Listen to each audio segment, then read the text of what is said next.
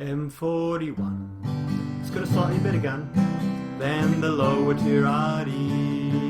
M41. It's got a slightly better gun with a 7 meter splash radius, which is actually not bad.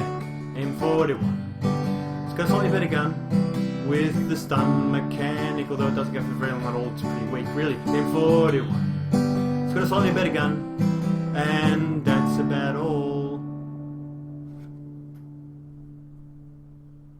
Hello and welcome to Reginaldesq. I'm Underhook and this is my review of the American Tier 5 SPG, the M41 HMC. So is it any good? No, not really. These low tier RD really suck. The Tier 5 is slightly better. I would say all of the lower ones in this line, the American line, are awful. This one is not good, but not awful. Anyway, it's just not enjoyable gameplay. The accuracy is still not very good, and this does have the stun mechanic. The stun mechanic's pretty short. I think it's 8 seconds of stun this one gives, and if they've got a spall liner, which I've noticed quite a few people seem to have now, then it reduces to around about 4 seconds if they've got a good spall liner, so you're not getting much stun. Not that the stun is a big deal, but you do get a lot of XP if other people shoot tanks while they're stunned. In fact, that's probably one of the biggest ways you can get XP in artillery, it seems. I think it's worth more than actually doing damage. Maybe, or it's close anyway. So, what's good about this thing? Well, like all of the American artillery so far, up to this tier, they're all actually pretty good as tank destroyers because they all have reasonable gun depression. Like this one has 3.5 degrees of gun depression, and I think some of the others had about 5 degrees or whatever. Some of the higher tier RD I know that I've played in the English line have like 0 gun depression, and really you can't defend yourself if you're attacked by scout tanks at the end. With this you can, and also on maps where RT is kind of useless, like this thing has a very low gun arc, so on maps like Himmelsdorf and some of those, it's pretty much a useless tank. So you can just drive it as a tank destroyer and actually expect to occasionally hit things, which is good.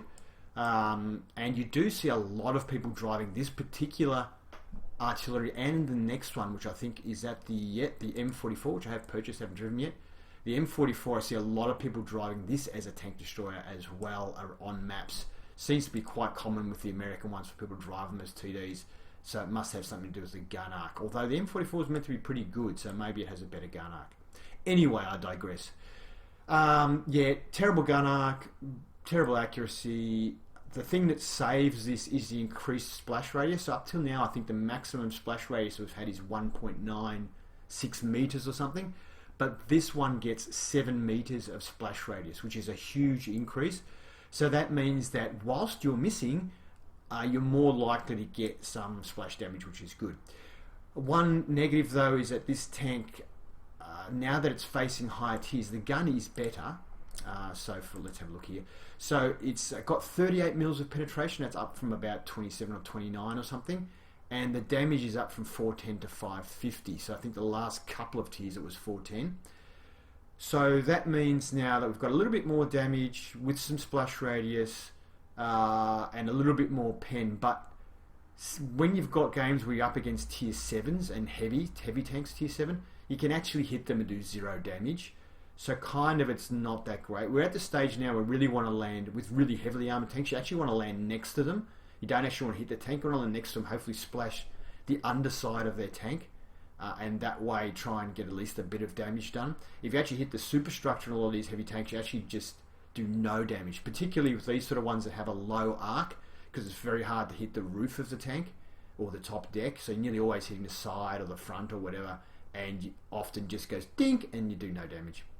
So 0.82 gun dispersion is no better than the previous tier, so the accuracy is still just as bad. Aiming time of 7 seconds. It's got 6.11. Oh yeah, so 7 seconds, so that's 60% aimed, as we've learnt. So that means that really it's taken about 13 seconds to aim, which is pretty terrible. Obviously it's getting longer now. And really the gun, I don't think really justifies the extra aiming time, so it's not really that good. So we're in a stage now where there's tanks we can hit and do no damage, and we've got a longer load time. The big benefit is the extra splash radius, and the stun helps a little bit. Now, this particular tank, I went ahead and actually got my crew to 100%. Yay! So I can demonstrate. And yes, it does make a little bit of difference having the crew at 100% to the accuracy, and of course increases the aim time. It decreases the aim time, I mean, so that is helpful, but it's not that big a difference. I'm currently training them all in Brothers in Arms, because the only really useful skill I can find for artillery, or the only really major one, is clutch braking for the driver, because it helps the tank turn faster, and these things turn really slow, so it actually effectively increases your aiming time and makes it harder to defend yourself against scouts too. So, but I thought, well, I'm going to give all the others Brothers in Arms, so I'll just give this guy Brothers in Arms and bite the bullet and get them all up in Brothers in Arms. So hopefully in my next review I'll have them all with Brothers in Arms. But for this review, crew's 100%, but they don't have any skills at all. I have also gone ahead, because it's tier 5, bit more, you have to do a bit more games in now. I've gone and spent some money. We've put a gun laying drive to speed up the aiming time, and a gun rammer to speed up the loading time, and I've got a camouflage unit on as well. So with that in mind, our rate of fire has gone from 2.4 to 2.78, so it's a pretty handy increase. And it takes 21.5 seconds to reload the gun, and as we said, it's about 13 seconds to aim it. So you do definitely aim faster than you load, which is pretty important. And our aim time is down to 6.11 apparently, and our dispersion is down to 0.79, but it's still pretty awful. 230 hit points isn't much, and it doesn't have any armor, so I'm only 12 mils all around, so I'm not going to bother going into the armor comparison, but we will have a look at the tank comparison though. We'll do that now. So tanks GG, and I've got basically all of the tier 5 arty up here, except for there's a French premium, and I don't bother comparing premiums. So this is our one here, the M41, and we have a DPM of 1320, which is pretty low. In fact, it's the lowest. No, it's not. The Russian has the lowest at 1139. The highest is the Bishop, actually, with 2093, and it's not because of the amount of damage it does per shot, it's because of its rate of fire is very fast. So we have a penetration of 38mm with our top gun, which is the same as the German Grill and the Russian Su-122A, but the Bishop only has 28 and the AMX only has 30, and I'm pretty sure, I know with the Bishop when I used to play that has a very high gun arc. It's also a short range tank and has to get pretty close, but because it has such a high gun arc, there's a good chance that your shot is actually going to land on the top of the tank and hit the thin armor on top, and I think that's why they've given it lower penetration. You're more likely to do full damage with the Bishop than you are, say, with this American tank. Damage wise, 550 is close to the best. The best is actually the Su-122A with 600 per round, and the lowest is the French one here, the AMX with 445. The what else can we tell? Rate of fire, well, reload time is an easier way to talk about it, I find. So it takes 25 seconds to reload this American tank, which is not the longest. The longest is the Russian at 31.6, and you can see the load times basically coincide with the amount of damage done. So if you do the most damage, you take the longest time to load, and we're close to the most damage, so we're up there. The Grill also 23.5, but the best is the Bishop at just 12.9, so that's reloading almost 2 shots for 1. The explosion radius of 7 meters is the same, or it's very good. It's the same as the Grill and the Su-122A. The other ones though, the AMX only has 1.19 and the Bishop only has 2.22, which is awful. But I'm pretty sure that's because they're a lot more accurate, and so your chance of hitting, plus the fact that you're going to hit the top of the tank, means that, and you've got more rate of fire. So it means you've basically got more chance of hitting. So they've reduced the radius of damage. Different play style. The shell velocity is 430, which isn't that slow. But you see the Bishop here with only 270. It is a close range. It doesn't have very much range. I think it's only got about 500 meter range from recollection. So you have to get pretty close. So the shell velocity isn't too bad anyway. But it can shoot basically, land next to buildings, just shoot over them and land next to you. So it's got that advantage. So that's why the shell is so slow. Is one of the reasons why it has to travel in such a high arc. We, however, have a very high velocity of 430, well, high for artillery. The AMX has a little bit high for 35, so our arc is very poor.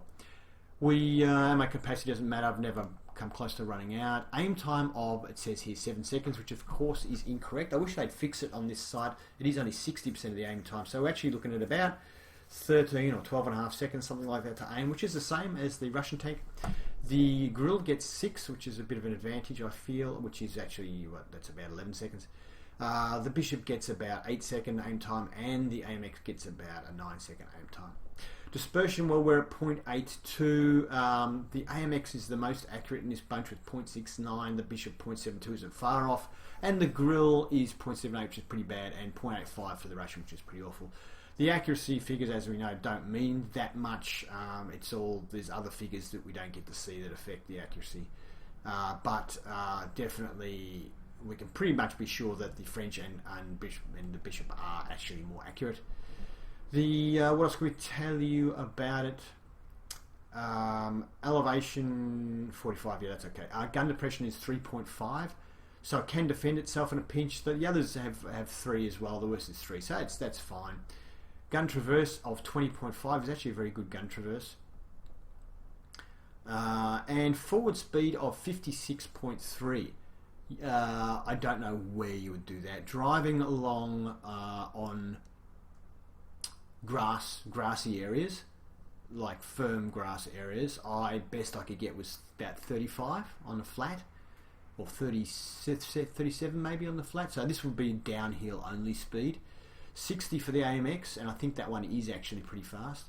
And the others, the worst is 30 with the Russian. So we're fairly quick.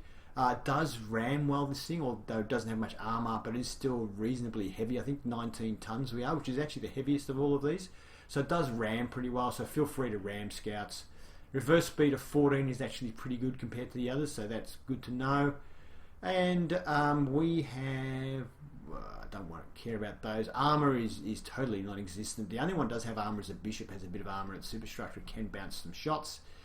The health is 230 hit points, which is not the most. Most is the Bishop with 350, but it needs it because it has to fight from close range. The worst is the Russian with 210.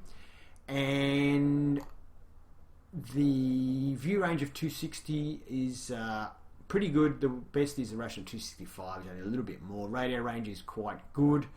And that's about it. So we spoke about this tank being pretty good at defending itself. I can see that the end is nigh here, on Himmelsdorf, and here they come. So there's an LPG with fire there. Looks like we did 698, but we actually only did 195 damage to him. Somebody else hit him at the same time. And now I decide, well, I'm just going to go for the ram. We get hit by somebody else, and we get the ram, 32, getting the kill. So better than nothing.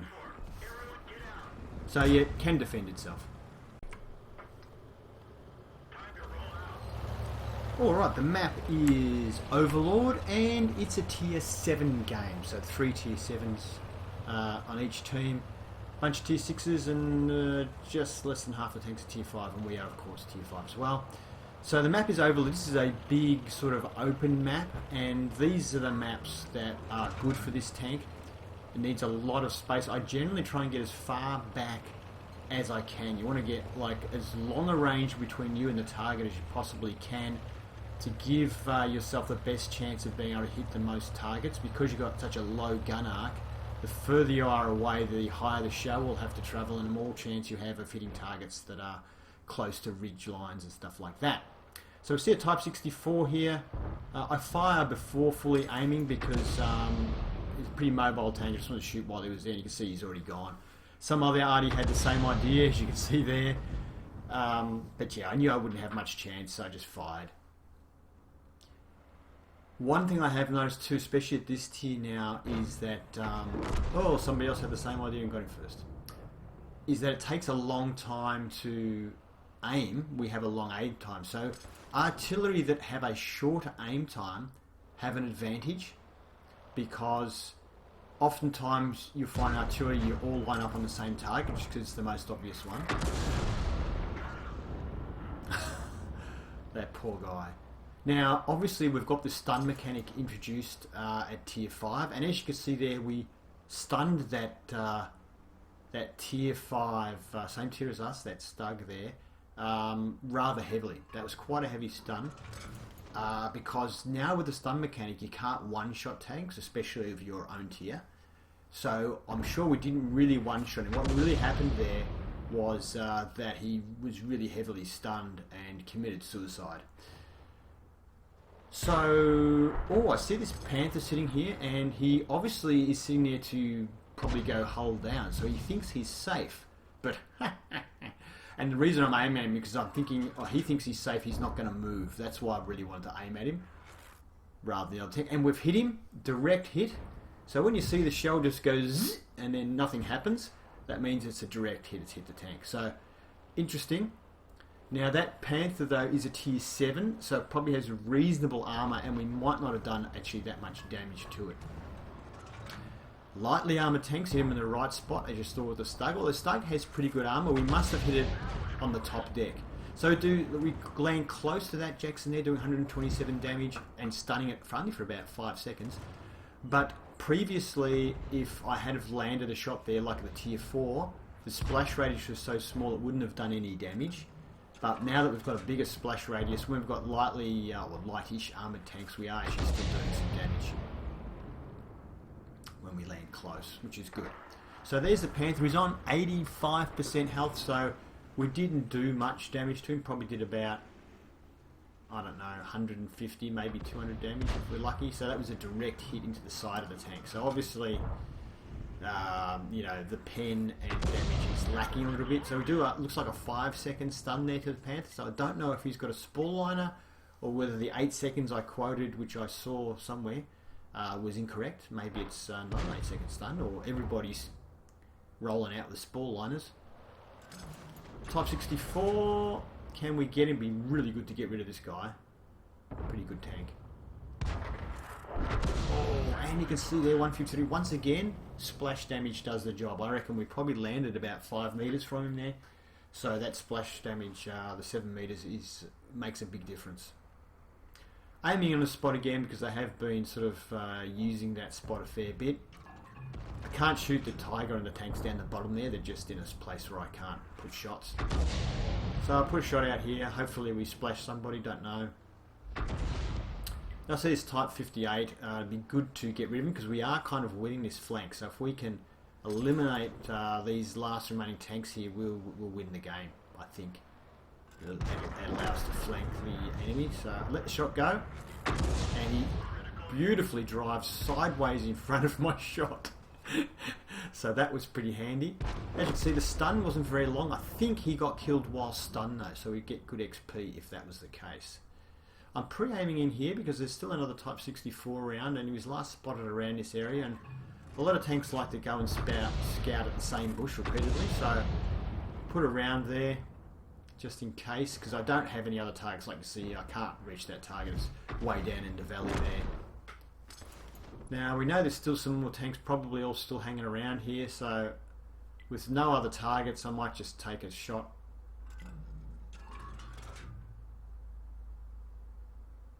I did see tanks hanging around here before, so I just put a shot out there.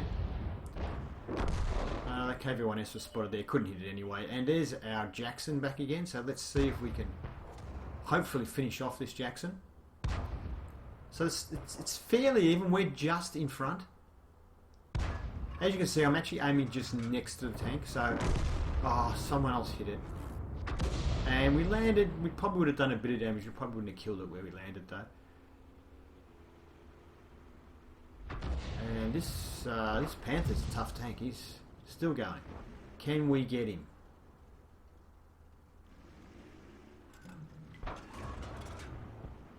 Oh, where's he going? I held off firing him because it looked like he was going somewhere funny. I'll let it go now.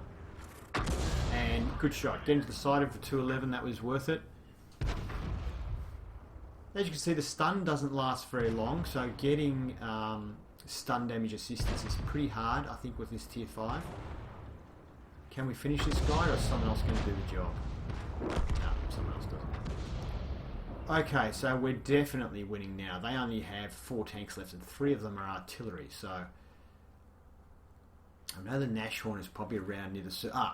we just see that? See where someone just fired. I don't know if you saw that again. If you don't know how to do counter battery, replay the video and you'll see a line coming from this spot, and there it is, and we are fully aimed now, so we can take our shot and don't have to worry about pesky scout tanks taking him out before we finish aiming.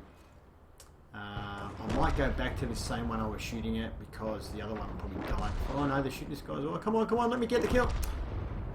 Okay, the Nashorn is still going. Can we get a shot on the Nashorn? He's got enough health, we might be able to get a shot in. And we've loaded, and I'll let the shell go. For once, the poor accuracy goes in our favour, and it's like a homing missile. Hits the tank and we get some damage in. It's a victory! So that turned out to be a mastery game in the tank. It was also the game that got me my mark of excellence on that tank. We also got high caliber and Confederate. We hit a lot of tanks. Something I wanted to mention, I did mention in the game, I recommend with these low gun arcs to get as far back as possible, like get right up to the back of the map, as far from what you're going to be shooting at as you can, so that the shell takes a higher arc. Also, I try where possible to get as high up as I possibly can. So if you can find elevated land as far away as possible is the best, because obviously the higher up you are, the more chance you have of getting over obstacles and stuff. So that's another tip, I guess. Let's have a look at the next screen. We did, I think it's 1823 damage and 972 XP. Obviously we finished on top for our team. We were bottom tier, so of course doing the most damage helps a lot. Because in Arty, a lot of time you can do a lot of damage but still not do that well because you're not doing your own spotting. We fired 16 rounds, so the game went for quite a while, which is really helpful in Arty to get big scores because you don't have a very good rate of fire. So the longer the game goes, the more chance you have of doing good damage. 5 direct hits and 5 splash. Now this is not a typical game. I want to stress I was very lucky in this game, like particularly that last shot that I wasn't fully aimed. I just took the shot. The shot basically didn't land where I aimed it, but directly hit the tank because it had driven off. So I was pretty lucky a few times in this game, and it was a bit more accurate than it normally is in gameplay. So don't expect that you're going to jump in the tank and this is what's going to happen. I was pretty lucky. We damaged 8, destroying 1. We did 117 assistance damage, must have been from tracking or something. And we did 655 damage was done to vehicles we had stunned, and we had 70 seconds worth of stunning, and we stunned 9 vehicles. So that 655 damage there will actually count for quite a bit of XP. And as far as I can tell, you get more XP for damage done to stun vehicles than you actually do for damage that you do. That's my gut feeling that I've so far. If anybody knows exactly how that works, please put in the comments and educate me. That would be good. And yeah, so 972 raw XP is enough for mastery currently in the tank. Made good profit in the tank as well. Alright. Thank you for watching my review of the M41 HMC. I hope you enjoyed it, and if you did, please give it a thumbs up. If you'd like to see more reviews, please subscribe to Reginaldesq. In the meantime, have fun.